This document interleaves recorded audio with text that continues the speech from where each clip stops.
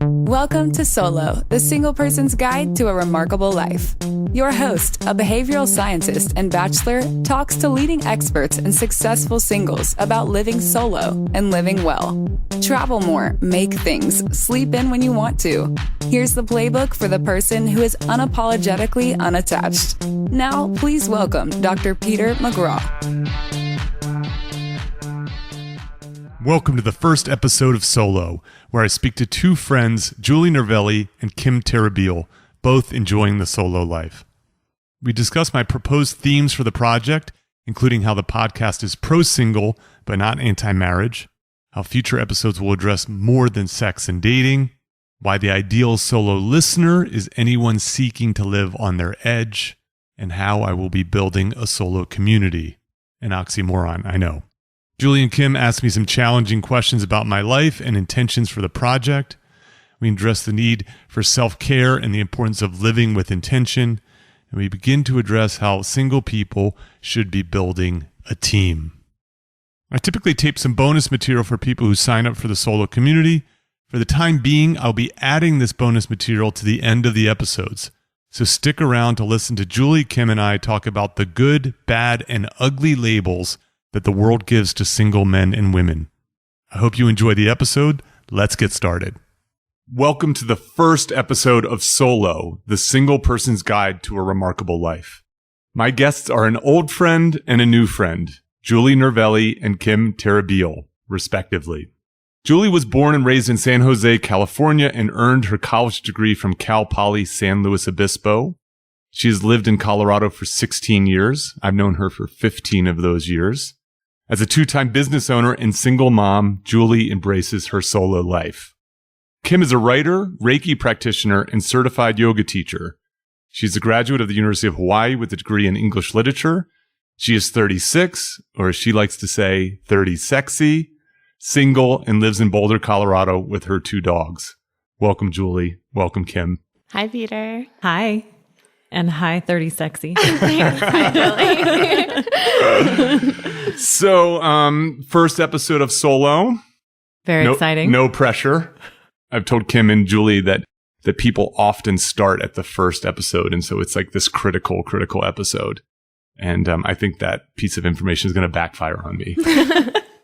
So this is going to be slightly different than a typical episode, at least as I anticipate it. So I think a typical episode will have, as I like to say, some illustrious or nefarious unmarried person, someone of notoriety, not that you two aren't special, where we talk about their solo life, and it's meant to be a conversation about the benefits, the opportunities that come from that, a little bit of inspiration, as well as perhaps some discussion of the potential pitfalls and challenges of that. And then another style of episode that I want to do is bring in experts. So the kind of people who can help unmarried people live a remarkable life. And so that can run the range, health, fitness, business, money, travel, fashion, art, literature, and then of course, relationships, dating, and the S word. That's sex. If you're not, if you didn't know what the S word was, maybe this is not the right. I was going to ask. I'm not sure. Yeah. How many times have we said sex in the first 10 minute? I know. Yeah. So what I'd like to do, a little bit just as we start is I want to read some of the early copy that I wrote for this.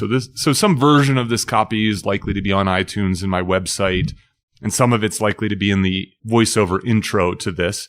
But given that we're taping this without that stuff being finalized, it may change.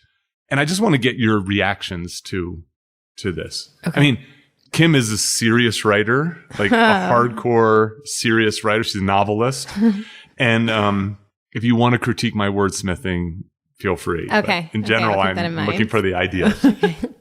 Okay. So in a world where most people get married, where do you turn for advice if you don't want to settle down?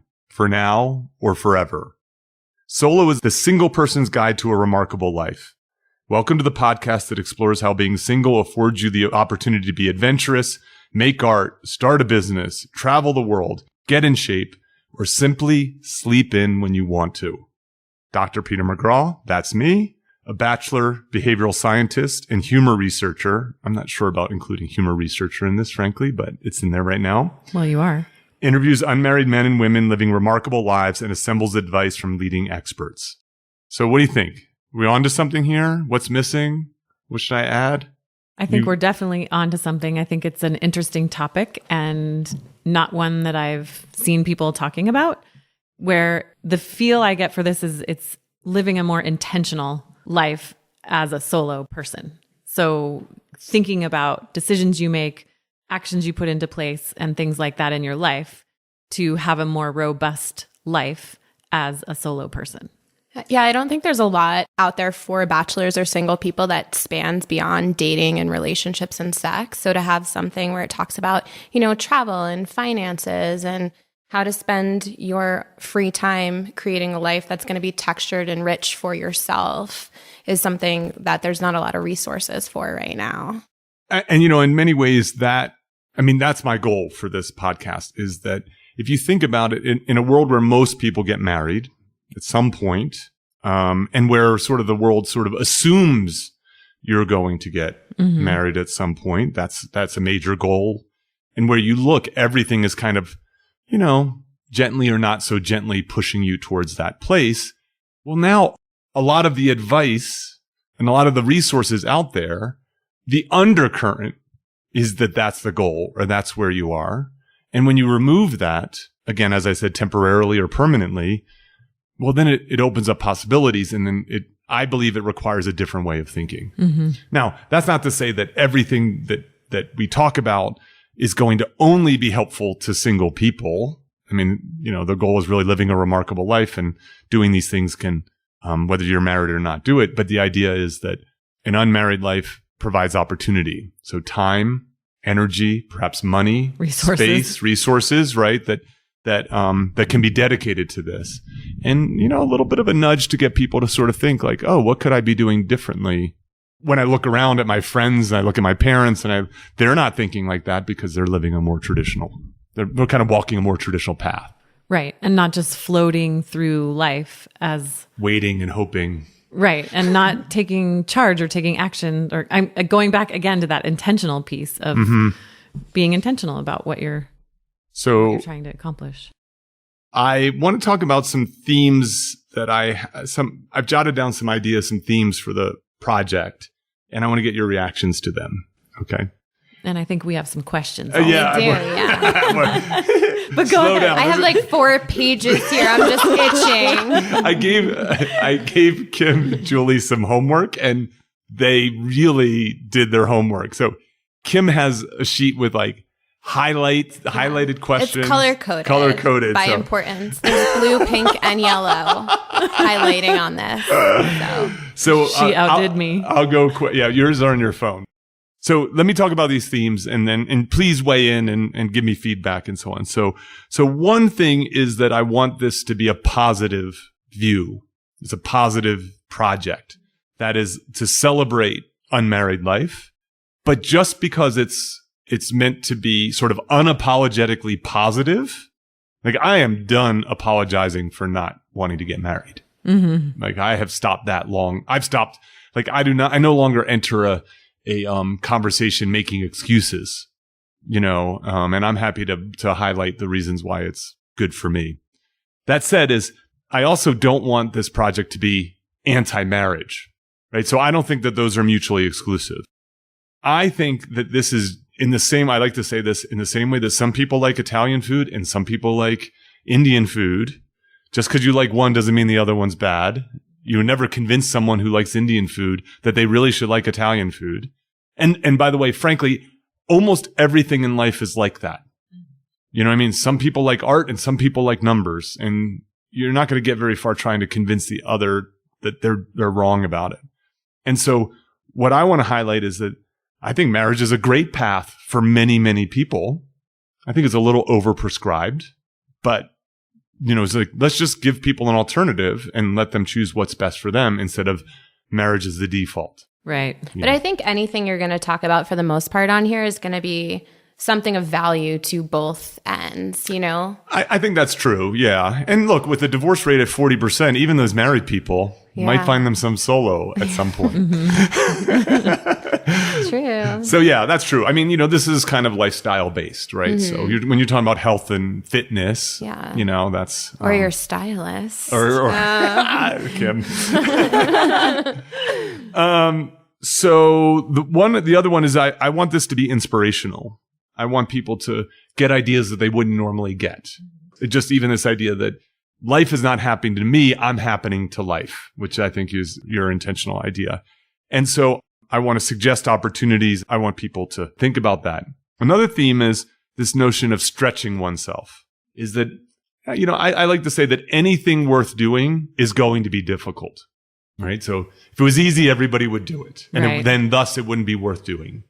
And so, to try to live on your edge, where if you're away from your edge too much, you're bored. If you're over your edge, you're stressed, and you're living right on your edge, and you're stretching yourself. And I mean, and that's something you do on a daily basis. I try, right? Yeah. Why do you say that? You're constantly, working on a new project, or you have stacks of books on your coffee table that, the library is missing like a whole shelf right now. Travel, lots of travel. Oh, yeah. Yes. Travel. Yeah. I'm putting myself in. I mean, I'll give a quick example of stretching myself that I just was talking about yesterday. So for my first book, and I say first book, my only book, but I'm working on another one.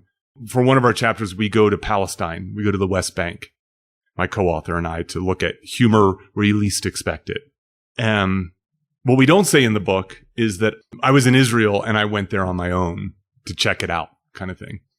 That was an experience that was challenging. To cross over, 50-foot concrete wall, turnstiles, people with guns, the full on, the imagery as an American of what that place in the world is like. And I'm so glad I did it. It's one of the most fascinating experiences I had. I met really wonderful people. I have a completely different view of the Middle East as a result of it. And we have this fantastic chat. I think it's one of our best chapters in the book. And so, there's a little bit of danger, but most of it was actually just overcoming the psychological concerns about it. I mean, do you feel, though, you've lived on your edge long enough now where you have to keep expanding your edge to get that discomfort? Yeah, I think so. I think that's a good problem to have. Mm-hmm. I mean, look, I'm not... I don't want to jump out of a plane. I went paragliding. That was on my edge. Mm-hmm. I mean, at some point, I might end up jumping out of a plane. I felt like that's sort of an artificial edge, to be honest. But, to me, a lot of kind of this idea is actually not even about being in places anymore, but it's being at the forefront of changing the way I think about things, which is sort of a much more about changing my mind through just trying to think differently. And that can be hard. Like, you can live on your edge without ever leaving your house. Right. I was going to say it's more cerebral than actually going to a location or doing an activity. Yeah. Working through the emotions of making a difficult choice and doing something that you could choose the easy path, or you could choose a harder path. And sometimes like choosing the harder path just for the growth that might come. So another thing that's already came up as a theme is that I want this to be broad. Look, and I recognize that that's a risk. So you create a broad podcast, and now what you risk is that the person who likes topic X is now bored because you're talking about topic Y, and vice versa. But I don't want this to be a podcast about relationships. Like, so most podcasts about being single are podcasts about basically how can you not be single anymore. So they're very relationship focused. It's impossible to avoid relationships. That would be foolish, but I want it to be broader than that. Because you're trying to serve people who have no intention on getting married, people who might get married, people who have been. That's right. And the idea that single people date, or they may not date, or they may want to date, but are having trouble, And so in that way, yeah, of course you want to support that. But then this issue of like, I want to talk about travel. Mm-hmm. I want to talk about art. I want to talk about business. Vibrations. I don't want to talk too much about vibrations. Okay, but I can come back if you do. Yes. You know where to find me. That's exactly right. Okay. So the other thing is that I want this to be valuable to men and women. I think I should give some background about that, because the origin story of this project excluded women. It was actually going to be for men. It was going to be for single men, for bachelors. And I decided against that idea. First of all, this is speaking of stretching oneself, this is completely different than anything I've ever done before. I've stayed in a certain lane, and I'm off-road with this project. But my first inclination is, boy, do men need the help, in the sense that, and I felt like I was a good person to help because I've lived the bachelor life and not to be immodest, but I think I'm living it well.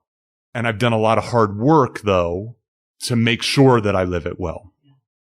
And Julie's seen this kind of up close for the last 15 years, like whether it be doing therapy, whether it be taking care of my home, my body, my health, and so on.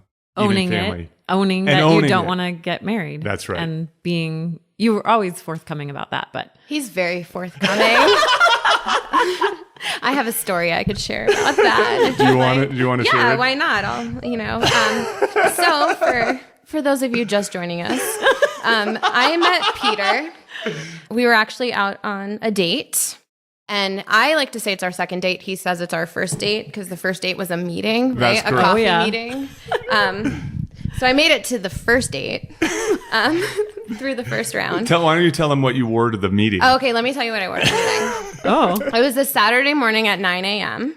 I got up. I hadn't washed my hair in 2 days. 3. Okay, 3. I'll own it. Put some dry shampoo in. Threw on a sweatshirt that said good vibes. Wore a pair of jeans, a ponytail, and I think like lumberjack boots. And showed up at a coffee shop, and Peter wasn't there.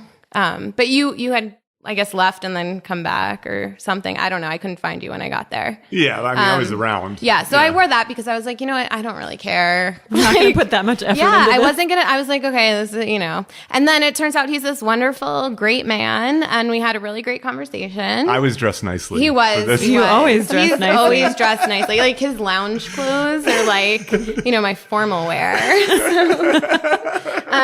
So that was our first meeting. And then we went out on an official date.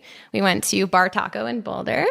And we were sitting there, and I guess we were talking about like someone you knew who was getting a divorce or something. And he turns to me, and we had been talking for like 15 minutes. He's like, just so you know, I'm never getting married. And I was like, okay. I don't know if it came out just like that, but it may have felt like that. Okay, that's what it felt like. But it was somewhere in that phrasing. And I was kind of taken back because how presumptuous. Yeah, of you. I was like, I'm not here to marry you. Yes. But yeah, you were very, very clear. You're like, I'm not having kids. I'm not getting married. I'm like, thanks for sharing. And you're like, yeah, women at your age, they just want to know. 30 sexy. Hold on. I just want to. 35 at the time. I feel I'm a little on the defensive right now. Okay, I'm sorry. Yeah. But only because I've had this conversation a number of times, and I try not to make it about like as in your face as okay. You're No, it wasn't. It wasn't. But I'm being a little dramatic. For comedic effect. Yeah, but he was very forthcoming with the information. Yeah, I tried to do it. I've learned that that's for the best because you get, get it out on the table. And some people, they're just like, okay, check please, know. And some people are like, okay, no problem. Some people are like, that's a little presumptuous, but yeah, I think I was just a little taken back by it. Just for the record, Kym and I are just friends at this. We are just friends, yes. But not for that. Not because of that. No. And not because of the way you dress. No. Not all of us have a stylist, Peter. And so, long story short, it started off as a project, and it was a little bit of an in-your-face kind of project. So the original idea was to call it STAG, A Bachelor's Guide to a Remarkable Life. And what was interesting was as I was sharing the project idea with people, I had a number of women. It was only women who suggested this, who said, all the stuff you're talking about, 90% of it is also relevant to single women. And why not be more inclusive? And after a lot of tossing and turning and thinking about that, I agreed. I thought it would be a little bit less in your face, but it would also be a lot more positive, and that it would be more useful. You basically double the number of people that we can help, so to speak. So again, this is designed for men and women. Now, some guests will be, I have plans to have a urologist come talk about vasectomies. And so that's going to be a little bit more boy focused, right, as you might imagine. But still, good information. But and I think these, if you do it well, the topics are going to be interesting.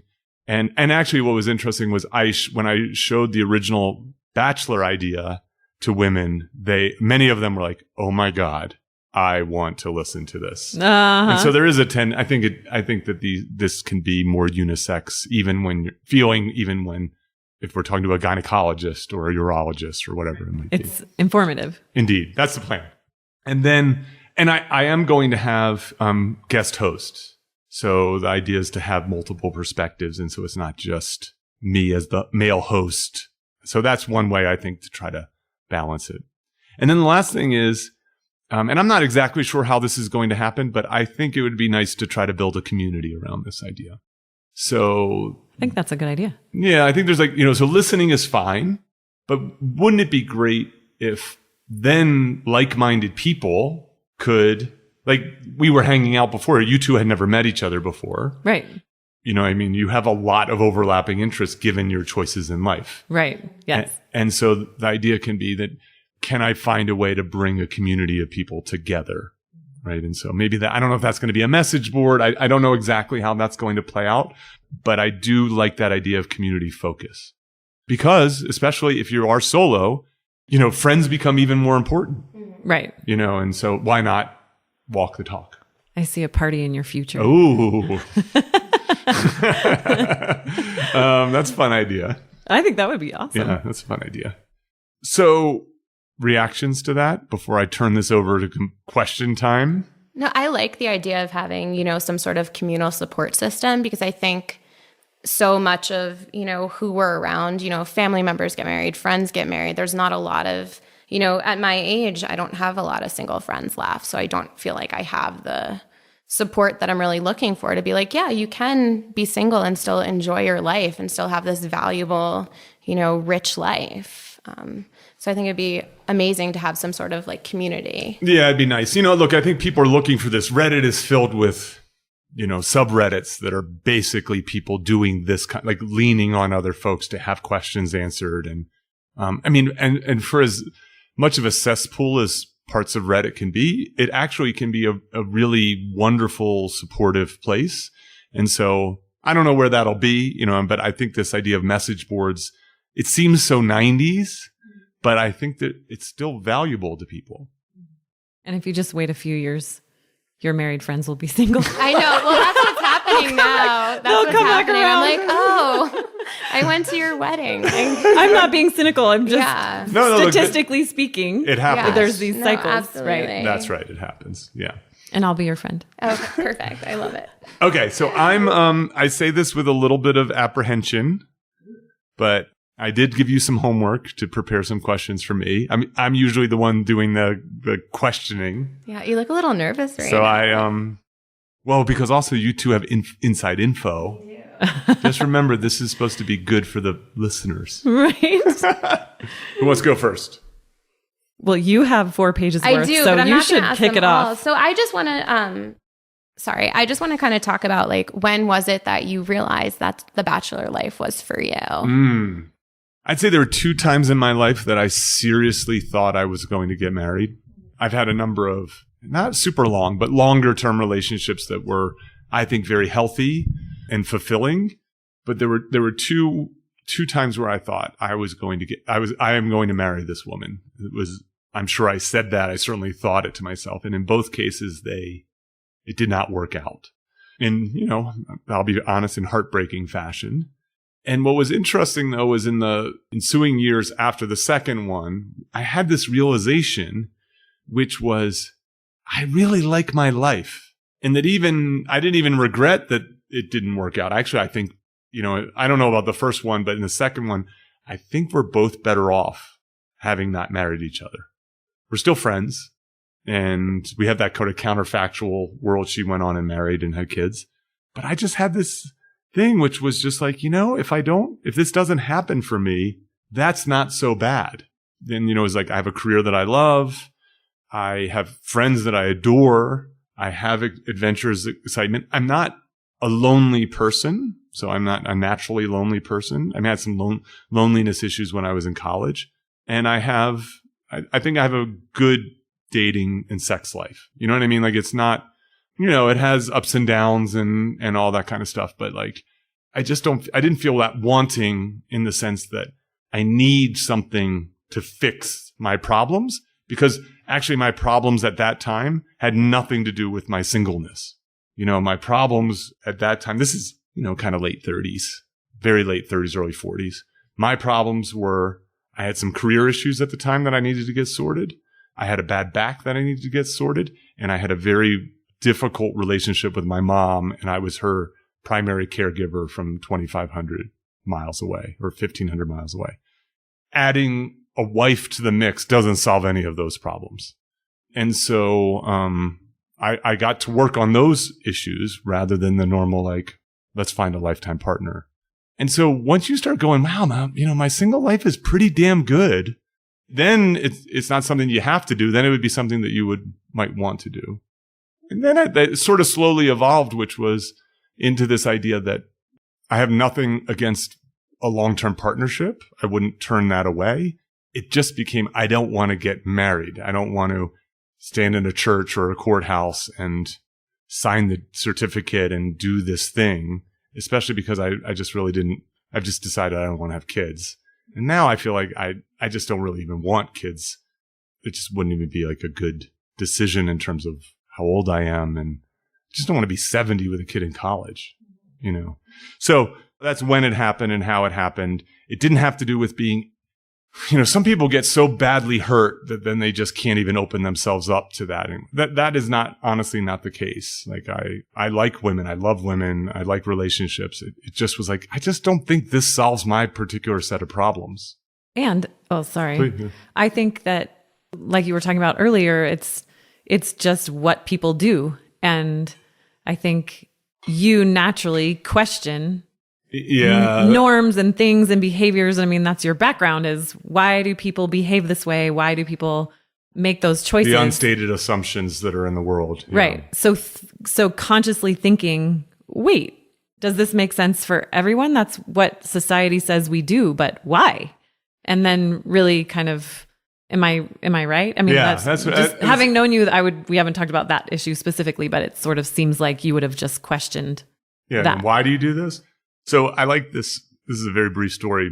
I met this woman, was attracted to her. And at some point I think we were talking on the phone, and she said, I'd like to talk to you about why you don't want to get married. Because I brought it up.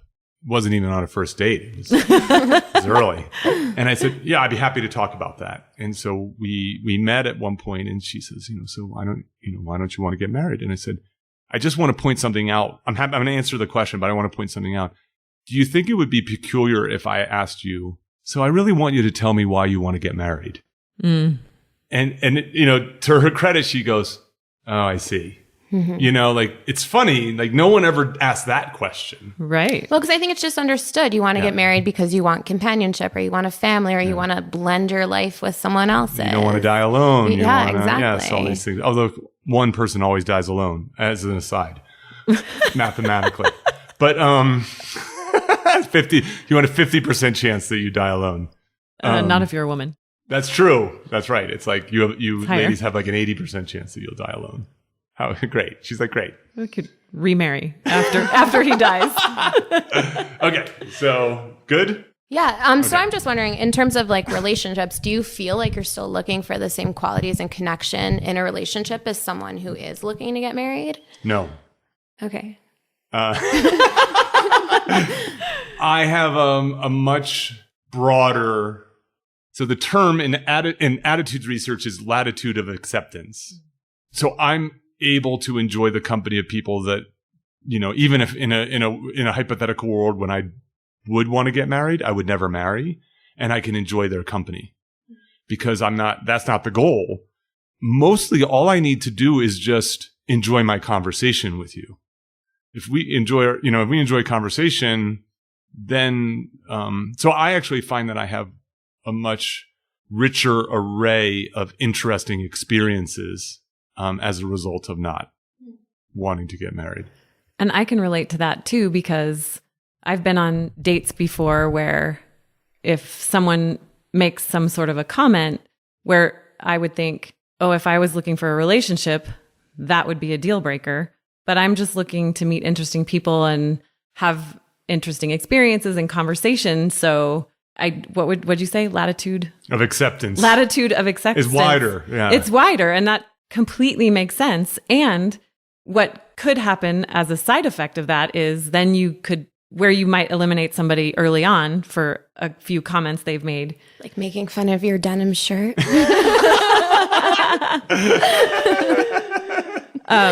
Where you may get to know that. It should be obvious that was an inside yes, joke. That was obviously an inside joke. I won't let Kym wear that denim shirt. I almost wore it tonight. You should have. No, I did. So, the night he told me he didn't want to get married to me or anyone else, he did make fun of my denim shirt. And then I wore it again another time too. Okay. You should have worn it every time. I know. I'm just coming full denim overalls. Like overalls with a denim shirt underneath. Yes. I'm doing it. As a young man, I had a checklist. I had this checklist of the woman I thought would be a great partner. And stupidly, it basically was me with a vagina. You know what I mean? It's like, oh, she's sporty, she's outgoing, she's this, she's that. And then with time, I just found I didn't date women who were like me. I dated women who were complementary, but they tend to be more introverted. They were more artistic. And so, for me, it's just like, in terms of, I know this is not going to be all about relationships, but it is useful to know the origin story of your host. Like, am I attracted to the person? Is the conversation interesting? And that's like, that includes a lot of people, but it also excludes most people. So just because someone's attractive doesn't mean I want to spend time with them. Or I should say this: I'm attracted to them. And so now you date people in that standard traditional view of beauty, and then it doesn't matter how attracted or attractive they are. If the conversation is not good, it's just, let's not bother with this. Mm-hmm. Well, and I think an additional date it's less about, do I think this person is a good match? And just more about, did I enjoy that? And do I want to do it one more time? Indeed. Do I want to have one more meeting? Meeting number one become date number one? Right. But it sort of takes the pressure off, and it just becomes a simple question of, did I enjoy that experience, and would I like to have another experience with that person? That's exactly right. It's very simple. And as someone who has trouble being present focused, I think it's something I do well. Like I tend to be future focused. I'm a good planner. I'm very vigilant, and it's one area of my life that I don't get ahead of myself. Julie, you got a question? I do. Yes. You covered a lot of my questions. Good. That's good. Well, you mentioned earlier that you went to counseling. I did. And I do. You do? Not regularly anymore. Okay. Tell us more about. So I've always sort of, I got exposed to counseling early, like as a kid, because my mom would drag us to counselors, like family therapy, to have these counselors fix us, kind of thing. And of course, the counselor was sitting there going, lady, kids are fine. Look in the mirror. Yeah. And so I got exposed to that, and it kind of took a little stigma off of that, because I actually found those people to be, I think, really quite kind and helpful and, genuine and supportive. And as an adult, my dad died. He was 54. I was 27, and I was going into a PhD program. And I knew enough to know, like, this PhD program was going to be really difficult. And here I am struggling with the fact that, like, I'll be honest, like, the idea that my life might be half over, like my dad, when he was 27, wasn't thinking my life might be half over. And so I saw a counselor, and she was quite good. And then when I got to Colorado and I was an assistant professor and having some struggles, I got hooked up to another counselor. Well, so the first counselor, his nickname was the Jedi. I like to give people nicknames. Yes. And so he was the Jedi because he looked like a Jedi from Star Wars, like even the way he dressed. And then he moved away or retired or something, and he passed me off to a therapist here in town I call him the Poet. Who needs to be a guest on here. I would love to have him as a guest on here. He's amazing. And he is really amazing. He's had a profound effect on my life. I saw him regularly for many years. And then he kind of released me, which is an incredible feat as a therapist who gets paid when you see him. He basically was like, Pete. So we sort of started off like, this is when I was trying to fix a relationship with my mom, seeing it twice a week. Then it became once a week. Then it became once every 2 weeks. Then it became once a month. And then at some point he goes, Pete, like you can keep coming, but you're doing really well. And if you want, you can just come back when you need it. And so every so often, if something kind of crops up, I may make an appointment. Sometimes I just make an appointment when things are good, which. That's interesting. Yeah. I was going to say for the solo listeners, like what kinds of events happen or, if someone's never considered therapy, what kinds of things but so you're saying go when things are good. I mean, that's a really interesting idea. It is an interesting idea. I will tell you this is that, so first of all, even when things are good, you've got work to do. And I've had bigger breakthroughs sometimes when things are good because you're not narrowly focused. You know what I mean? You can kind of talk broadly about it. And it's sort of nice to celebrate with someone who really cares about you and is your number one advocate. I mean, for me, it's special with him because this is a 10-year relationship. And so he's seen me at my worst. And it's nice to sort of see me when I'm at my best. Of course, like I think the average person, look, tomorrow I'm going to my general practitioner for a checkup. If I fell and hurt my wrist, I would go to an orthopedist or a physical therapist. You know what I mean? Like if I was having trouble losing weight, I might go see a trainer or nutritionist. When my car stops working, I go to a mechanic. You know what I mean? When my boiler breaks, I bring in an HVAC person. I see this as the same. When I wanted to upgrade my wardrobe, I brought in a stylist. He did make the best dressed scientist list. Is that it? Stylist scientist? That was 2012. It was a long time ago, but yes. Yeah, right under Bill Nye, right? You should be my hype man, Kym. I know, I will. So I know the therapist is part of your team. Who else is an essential member of your professional team? Yeah, so I like this idea of having a team. And so the idea for the podcast will be the experts that we bring in might be potential team members. So my barber. How often do you get your hair cut? I get my hair cut a lot. You seem like every 10 days you have a scheduled appointment. I go get my hair cut a lot because I have bad hair. Yeah, so my hair is thinned and it's never been good. Even when I was at my peak virility, I've never had good. No one ever goes, and that Pete McGraw has good hair. And so when you don't have good hair, you need even more work on it. I also like going to the barber. And so I like the camaraderie and I like that it's an unapologetically male space and it's a little bit of a safe space. Does he have the straight razor thing? They do they don't have the strap, but okay. The straight razor stuff happens. So to think of the barber as a team member, not just a service provider. You don't just go to the barber to get your hair cut. There's more value for you, it sounds like. Yes. So don't just pick any barber off the street. I'm going to have a podcast about picking a barber. Okay. Well, yes. There you go. So, I mean, look, the most important skill the barber has is they give a good haircut. Yes. However, in marketing, we call this an augmented service can be. So the barber I'm going to have on, his name's Anthony Full. Actually, that has already been taped. It was back taped when I was going to do this as a male focused one. We're going to re-edit these and clean them up a little bit and release them. That guy has given me profound advice, advice that I've gone to other team members for and they couldn't come up with the answer. And he goes, okay, here's what you do.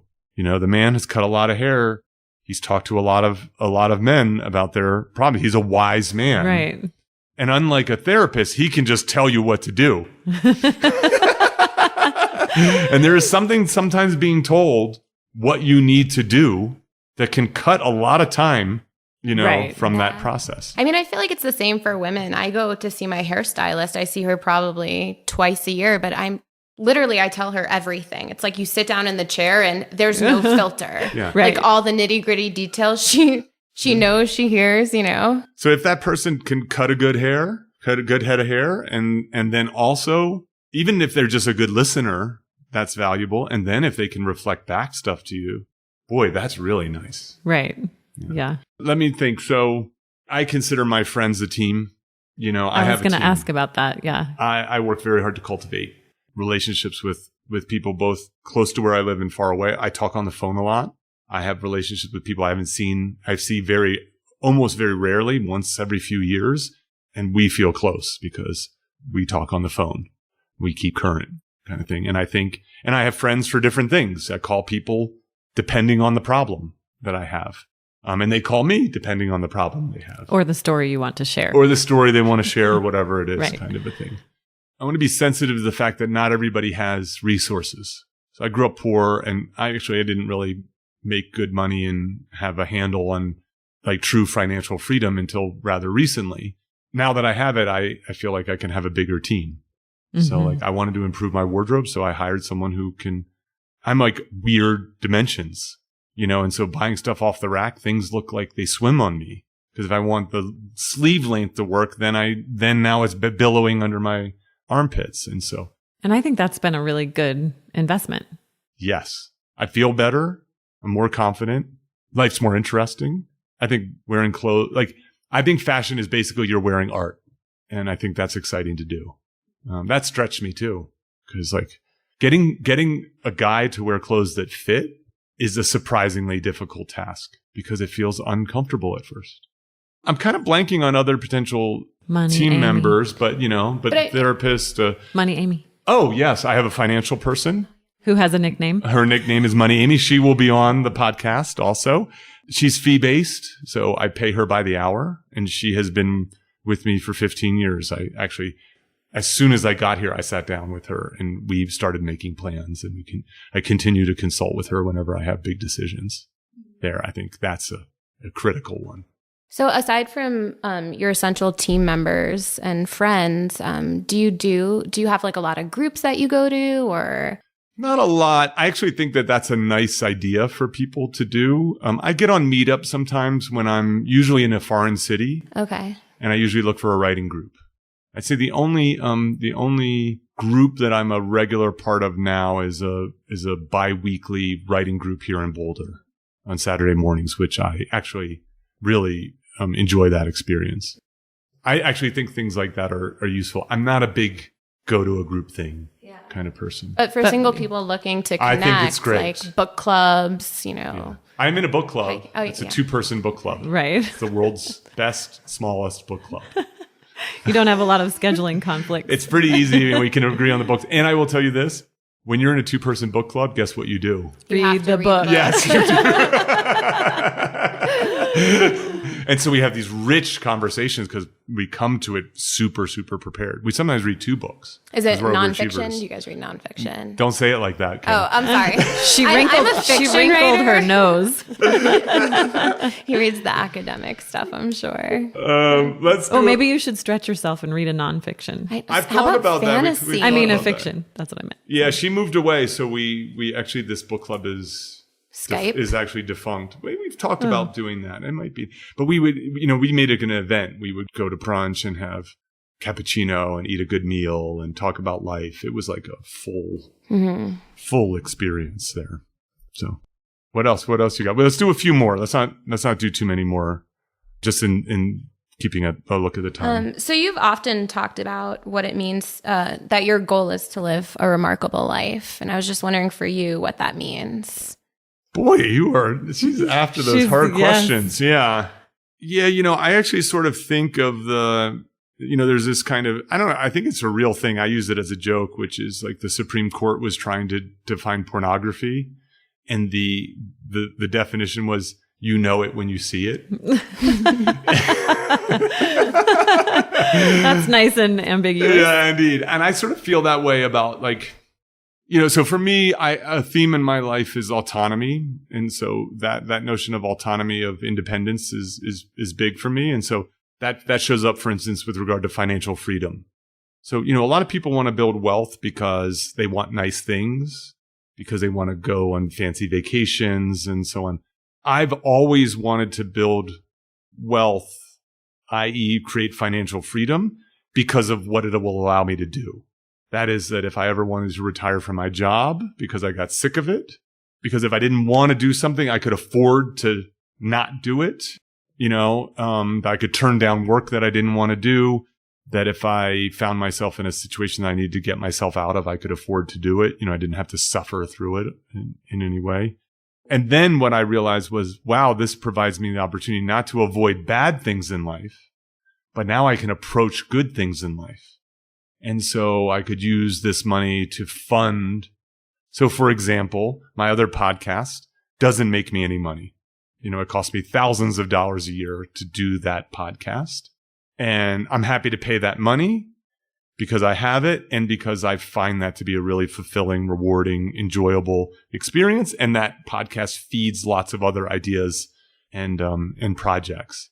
And you've had like really amazing people on there too. It's been great. Yeah. And so that podcast actually is a nice example of living a remarkable life because, boy, it's fun. I mean, I get exposed to ideas that I wouldn't normally. It's been hard to change. Like, I'm much better right now answering your questions than I am leading a podcast because I'm a talker. Uh-huh. And as a podcast host, I need to be a listener. Right.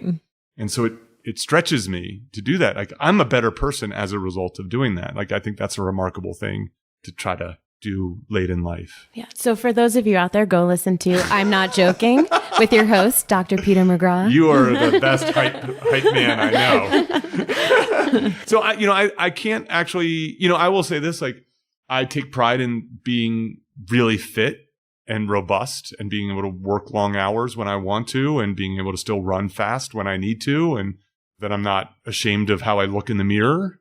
I like the exercise, and I'm like, so I have a physical therapist who helps me sometimes. He's helped me with some injuries. He's got me doing handstands. So I did my first handstand as a 48-year-old man. He's got me doing double unders, so jump roping. So where you're doing continuous double spins or whatever under one jump, which is incredibly difficult to do. He's got me doing overhead squats.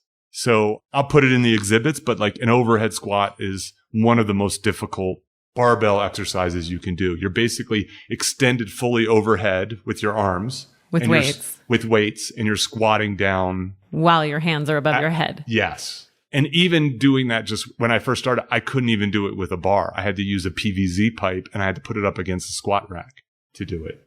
To me, those are the kind of challenges that feel, look, plenty of people can do those things, but it feels pretty remarkable for me to have done this at this stage in my life. Mm-hmm. Are there any things in your future like you're looking to achieve? Like, what's next now that you have all this bachelor free time?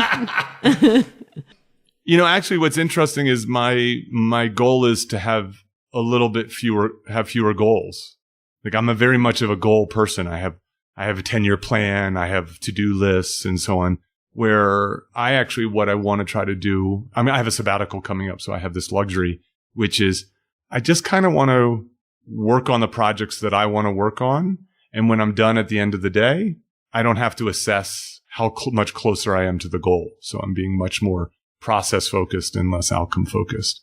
So I can't say that I have like a list of things that I need to get, like I'm working on a new book project. Obviously this is a new thing, but I just want to kind of do creative work that stretches me, and that when it gets done, that I don't have to be as calendar oriented as I used to be. And not being so driven, drive, go, produce. But it's more at a leisurely pace when you're feeling inspired. Yeah. I'm going to have a schedule, but the idea essentially is that, some days are going to be good and some days are going to be not as good. And then I'm not going to be scorekeeping like, oh, geez, today wasn't a good day.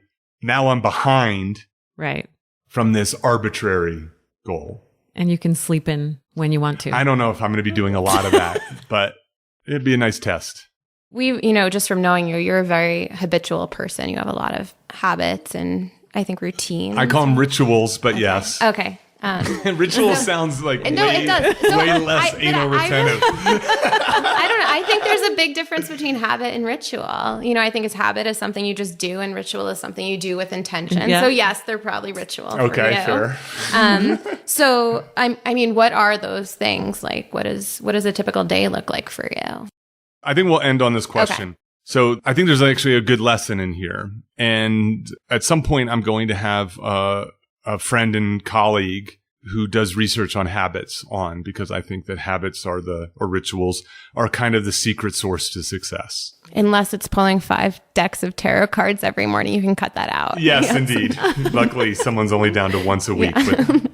But, so I have beats in my day. I would, and some of them are fixed and some of them are floating. So exercise is a floating beat to my day, which is I fit it in at some point, ideally right before lunch or ideally right before dinner. But I usually find time to get exercise. I start the day, and I've had for the last 10 years, with a writing session, typically in a cafe of some sort. And I'm trying, from the moment I wake up, I'm trying to get to that cafe as quickly as possible and get in my fanny in the seat to have a cappuccino and have a little breakfast and write. Usually academic papers, but increasingly more things for more popular press and for a broader audience kind of thing. I'm going on sabbatical, and I've decided that I'm going to break that ritual. I'm going to change that. And I'm going to now start the day. I stole this from this book, The 5 a.m. Principle or something like that. But it's going to be 20 minutes of movement, 20 minutes of reflection, and 20 minutes of growth. So it's move, reflect, grow. And the idea is that I'm not going to move into a seated position right away. And I'm going to do whatever feels good. So it's not my exercise for the day. It's just designed to get the blood going, warm up the joints. So you're thinking like interpretive dance? I haven't, but I wouldn't be against it. But, jump roping, yoga, could be weight stuff, could be calisthenics, whatever. Just going for a walk. Yeah, whatever my body feels like it needs. I'll be honest, like I'm sore a lot in the morning. I'm a little creaky these days. Mm-hmm. It's just, that's the nature of years of exercise and getting older. But so that's the idea, just to get a little sweat going, get moving and so on. And then the reflection will be either meditation or journaling. So I used to meditate and I let it lapse, and I think that's bad. And I have just started journaling, and it's been really good. And then the growth is either going to be consuming something. So maybe reading an article that I've been meaning to read, or making my to-do list for the day, or kind of reflecting on, like reviewing my goals and stuff. But the goal thing probably won't be a big one because I'm trying to be less goal focused. No goals. Yes, exactly. Right. And so, but the reason I'm choosing to do that is I'm going off to sabbatical. And so when you make change in your life, when you transition into a new state of the world, it naturally disrupts your habits. And so it gives you a chance. This would be a very hard habit for me to start now, because for 10 years, I've been focused on the writing. I don't regret it at all. It's had a profound effect on my life, and positive effect on my life. And I enjoy it, and I'm compelled to do it. It feels weird when I don't do it. But I think that was good for me then, and I think that this will be good for me now. At least I'll know after 6 months. Yeah, I like that idea. I think that's a cool way to start your day. And it's not wake up and I need to start being productive. It's a different way to enter your day and have a different energy going into the day, a different vibration. Yes. It's recognizing that maybe the most important thing in my life might not be a professional thing. Yeah, it's very self-care oriented. Thing in the morning. I love it. I do like this idea that you do the most important thing first. Yeah. Because when you do the most important thing first, you know that the most important thing gets done. And so I think that taking care of myself should be the most important thing for the near future. Yeah, that's my morning is, my first thing is obviously coffee, because that is the most important thing. And then it's, meditation, journaling, and walking the dogs. So. That's great. Do you have anything else? I know that I answered a bunch of your questions, Julie. I don't have any other burning questions at the moment. Okay. What I think we're going to do, we're going to wrap this up now, I think. And we're going to have a conversation about the terms that people use to describe single people, male and female single people. And that some of those are flattering terms and some of those are pejorative terms. Because I think language matters, and I think that'll be a fun conversation to have. So this was a lot of fun. Julie, Kym, thank you for saying yes to this. It was certainly, I'm sure, stretching yourself a little bit, but it's truly in the spirit of this. It was really fun. Yeah, Thanks for having us. Thank you. Thank you. Cheers. Okay. Now we're going to start with what normally would be bonus material for people who've signed up for the community, but I'm adding it here. Get ready for our discussion of the good, bad, and ugly labels the world has for single people. Let's go. I thought it'd be fun to talk about what to call single men and single women. So I obviously settled on this term solo as the name for the podcast. I like that idea. I like those 2-syllable words. I think solo is kind of a positive sounding term. Yeah. As I may have mentioned in the podcast, when the original idea of doing this for just men, the title was Stag.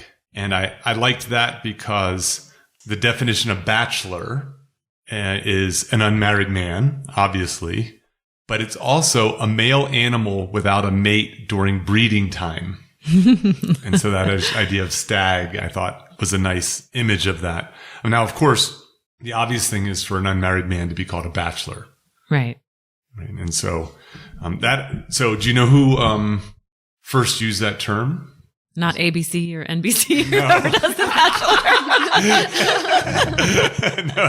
No, but they've gotten the most out of it. Right. So it actually shows up in the Canterbury Tales. Oh. I should double check that, but Chaucer used the term bachelor, and it's kind of like a young knight. Oh. So it's sort of a knight's apprentice kind of thing. So I'd say nowadays the term bachelor has mixed connotations, but the original one is, I think, generally pretty positive. Oh, interesting. So Kym, this was your idea to talk about this. Yeah. You've been researching. I actually texted you today to find out if there was a name for a bachelor woman, like a female, right? I like old maid. Yeah, I think that's something that shows up very quickly, is that while the terms for men aren't wholly positive, the terms for women are generally negative. Negative. Yeah. Yes. Spinster. So spinster's the big one.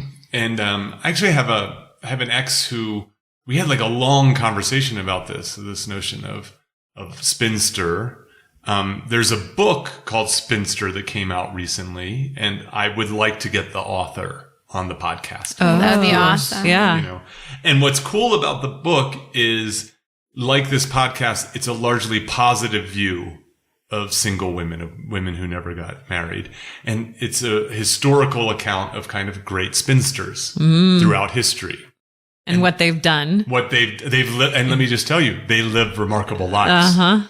And these are women in the 20s and in the 1800s and so on, who were sort of unapologetic about where they were in life. And as a result, they did like really cool things. And so I always like that idea. I like the idea of trying to co-opt negative terms. I think that's hard to do.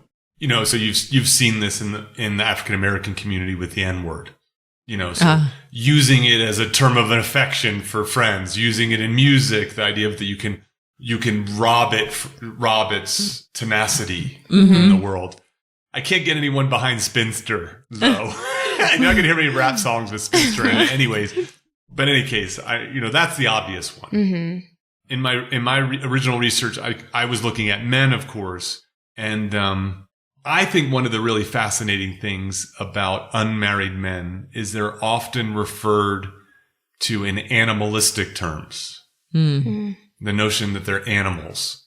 So the term, they're rogue elephants, right? So it's a very visual term. Like a rogue elephant is really a problem. No one's ever concerned about a rogue ferret. Right. Yeah, it's almost like something that's going to go out and like destroy society. Exactly. And, and throughout history, too many unmarried men was considered. So one thing is this, is on one hand, the world needs unmarried men. They're great for fighting in wars. If you want to, you stick them they're great pioneers. You know what I mean? You put them into dangerous places like the West, settling the West. Right. But then once the West was settled, everybody lamented these towns filled with single men. It's kind of a fascinating thing. In China, single men are referred to as single dogs. Oh. Right. So not dogs, single dogs. So it's not that men are dogs, but single men are. And then I forget where this is. I'm not sure if it was Europe or not, but this idea of unyoked oxen. Huh. Right. So Think about like again. Is that like the ball and chain reference? I don't. You think about it, right? What does a yoked oxen do? You use it to plow a field, to pull a boulder, right? Kind of thing. Like it's a useful thing. When an oxen is unyoked, it is no longer useful. Kind Interesting. Of thing. And then obviously the term bachelor has mixed, right? So on one hand, there's the idea that he's an appealing man. Right. It's sexy, I think, in a way. Yeah. I think that's the one side of it. Like there's so Julie, when I say bachelor, what's the image that comes to mind? I mean, besides me, of course. Right. The quintessential bachelor. I think the image that comes to mind is someone who's suave and kind of put together and intentionally a bachelor, and honestly, maybe a bit of a player. Not saying that you are, just that I think that has that, what's the word I'm looking for? The ladies like him. Right. That kind of thing. Yeah. Because people don't, of course, like the confirmed bachelor was code for a gay man. Throughout history. Yeah. So he's a confirmed bachelor was sort of code for homosexual men. Oh, interesting. And so that, that I think is a kind of, again, and at that time it wasn't okay to be gay. Right. And so it wasn't meant to be a compliment per se, in a sense. I think like now Bachelor is almost like, sorry, I didn't mean to interrupt you, but with like the TV shows The Bachelor, it's almost like this thing where you're supposed to throw yourself at it and hope that he picks you. You can win. Yeah, exactly. Right. So I think that's what it is. The challenge. Like, maybe that's like a psychological thing now that's going on, because I feel like, women, a lot of us want these unattainable men. Maybe that's just my own issues coming up right now. I don't think that I started using the term bachelor. I actually put it in my Twitter handle, and I remember doing it with some trepidation. Mm-hmm. It's interesting. People will put wife, husband, father, mother in their, I'm sure those people never have any trepidation about putting that in. Why not bachelor? In their social. And I said, well, why? Yeah. I was like, why not? I'm going to get in your face a little bit. Own it. With this. And guess what? I didn't lose tons of followers. No one ever wrote me mean emails about right. How dare you do this kind of thing. So I like the term bachelor, but I recognize that not everybody does. Mm-hmm. And let's be honest, in a world of Me Too, in a world where kind of male-female dynamics and dating and so on is complicated. Mm-hmm. The idea, some of those ideas, which once might have been seen as positive, in the Hugh Hefner Playboy eras, are now seen as negative. Mm-hmm. And so I recognize that it's less than ideal. So Kym, you were doing some research though. So there are other terms besides bachelor and spinster. Yeah. So should we start with the men? Yeah, let's start with the men. Okay. Let's save the best for last. Yeah, because the women one are pretty good. So Bachelor, this is from thesaurus.com when I was Googling earlier today. So a shout out to thesaurus.com. Maybe it'll become our first sponsor. I know, that would be amazing. So Bachelor, an unmarried man or woman. And here's some synonyms. Celibate. Oh. So that has to, can I interrupt with something? Yes. That has to be from a time when the only way you could have sex was to get married. Right. Right? Yeah, possibly. So if you weren't married, then you weren't having sex by Webster's dictionary. Yeah, logical conclusion. It could be. Next one is single. Wait, should I name this podcast Celibate? Oh, yeah, you get a lot of listeners. A lot of different listeners, I'm sure. Yes, that's right. A lot of 19-year-old boys. Yeah. Stag is one of them. Yeah, so I'm sure I found that idea there. Available. What? Yeah, thesaurus.com. Yeah. Pete's not liking that one. No, someone should check this later and make sure. Actually, but, I don't mind. I actually kind of like the term available. Yeah, I think single person. Clearly. And unattached. Unattached. Oh, yes. Okay. I kind of. What's interesting is I often use the term when I think about the podcast. I actually like the term unmarried. Mm-hmm. Yeah, that's right? just you're not. So the idea. What's factual. Interesting is I like the term unmarried because it sets up this contrast versus single. Right, single, married, divorced, married. Oh yeah. And so this is a podcast for unmarried people. You might be divorced. You might be single. I don't know. But yeah. So that's very funny. I like that that unmarried is not on that list. Yeah, it's not. You should petition thesaurus.com. When they reach out, when their marketing department reaches out to me, I'll mention it. So for women, these were some good ones. Oh, I can't. I like them. Okay. Bachelor Girl was one of them. Is that like Supergirl? Yeah. That should be the next superhero. We could make some capes. Yeah, for the first party we have. For merch. We could For some merch. Bachelor Girl. I'm writing that down. Okay. I wonder what her superpower would be. Julie and I are good friends for a reason, is we both like a good theme party. Oh, really? Okay. Yes. Yeah. Fuddy Duddy. Shut the front door. That, seriously? Yeah, thesaurus. Yeah, it's in there. Fuddy Duddy. Fuddy Duddy. Goody Goody. Okay. Lone Woman. Lone Woman. It reminds me of the Lone Ranger, right? Yeah. Maybe it's good. There's the one that was missing is this idea of lone wolf. Oh, yeah. That comes up sometimes. But wolf is more of a pack animal. But that's the point. I gotcha. Yeah. I'm seeing so the it lone now. wolf has left the pack. Yeah. Yeah. Oh. So that'd be more like the divorced man, right? Maybe. The next one, so it's prig. I don't know if I'm pronouncing that right. And I had to look up the definition of it because I didn't know what it meant. For those of you out there, dictionary.com, a person who displays demands of others pointlessly, or essentially it's like a frivolous person. Yeah. Yes. Exaggerated propriety. Huh. That sounds like very English. Yeah, I think it's probably Jane Austen probably wrote that a bunch. I'm sure. Yeah. I love Jane Austen. She's my ultimate bachelor. Prude. And yet her books are about coupling up. Yeah, they are actually. Married. Yeah, they are, but I love her. Prude. You cater to the audience that you have at the time. Right. Prude. Prude. You could combine that with Old Maid. Yeah. Prude Old Maid. Prude Old Maid. The guys will come running. And a prude basically is like a non-sexual person. Yeah. Or I think even more very straight laced. Yeah, doesn't even want to hear about it. Versus a tease. Yeah. Who puts on airs. Yeah, I see. I assume tease is not on there. It is not on here. Yeah. Single woman. Of course. And spinster. Okay. Spinster. Can I say I Googled the origin of spinster today? Or maybe it popped up. But it is because I texted you this actually, a lot of unmarried women, their jobs would be then to spin thread. Oh. Yeah. So that's where spinster comes from, supposedly. Yeah. I was looking for a fun compliment to stag, and I couldn't find it, obviously. A female version. Prig is really, a great one. And Cougar doesn't quite say the same thing. Julie.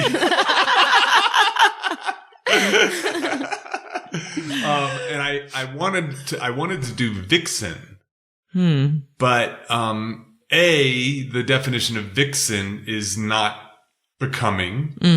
And it's sort of very sexualized. And so it's actually really I think if I remember correctly, it's kind of a not annoying woman, but there's a term, I forget if one of you have your phone and want to check it, but I forget what it was. It wasn't a horrible woman, but it had a very, I thought vixen is sort of kind of a saucy kind of woman, but I think it's her origins are not positive. And it's I think of it as manipulative or hence your cougar idea. Well, you said stag. I was just thinking of animals. Yeah, I think the thing is, this is for here we go. What does it say? Vixen, a female fox, a spiteful or quarrelsome woman. Yeah, it's quarrelsome. Right. So that's not. Okay, vixen doesn't work. It doesn't work. And so, what I think I'm going to do is just say men and women, or males, females. It doesn't. Why put, especially, of course, the terms are largely negative, right? In a world where if you don't get married, it's seen as a problem to government. You know what I mean? It's seen as a problem to family values or whatever this is, the particular thing that matters at the time. Of course, then you're not going to have some shining, wonderful term for being single because we don't want people to be single. Yeah. And so that's why none of those terms no one is I want to be that. Right. Yeah. And so to me, solo is actually, it's imperfect, but it's good enough given the limitations. So, that was super fun. Actually, I'm glad that we did this little extra bit of bonus stuff. Do you have anything else? No, that's it. Okay. Julie? Nope, that's good. All right. Thank you again for your time. This was super fun. And I will continue to call you single women and not spinsters, old maids, prigs, or... I kind of like Bachelor Girl. Bachelor Girl. She's going to go with that. I'm going to make t-shirts. Thank you, you Bachelor I love girls. Cheers. Thank you for listening to Solo, the single person's guide to a remarkable life. For more about our guests and show notes, go to petermcgraw.org. Please subscribe and share with your single friends.